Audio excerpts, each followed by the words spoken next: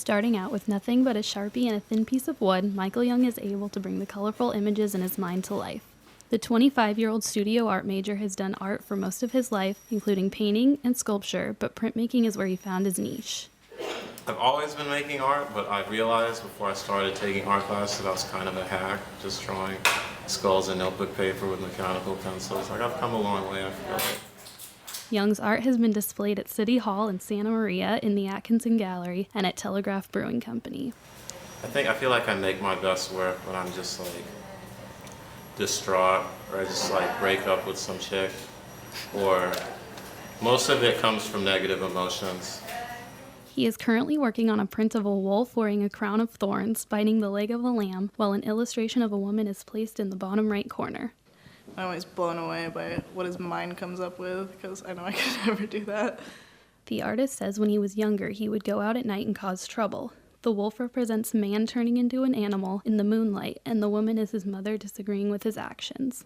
He just has millions of things going on in his mind. Like I said, he thinks of himself as a badass, but I think he's a softie.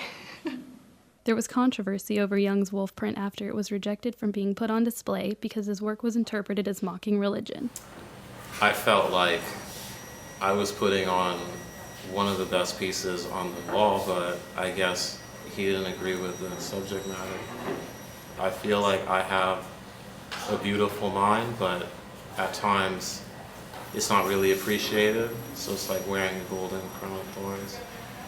There are many different printmaking processes, but he works primarily in woodcut because he likes the dark and rich textures you get in the wood. Young starts off by drawing his vision with Sharpie onto an almost flat piece of wood. He then carves out the highlights and contours of the picture to add texture.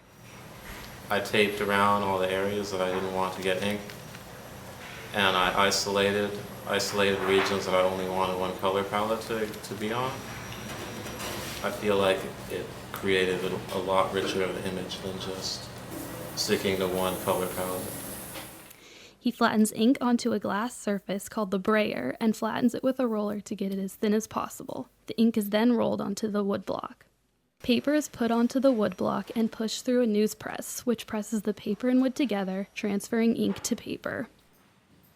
This process is repeated until the picture is completely finished. Young says that carving is like meditation. You forget about all the crap that's going on.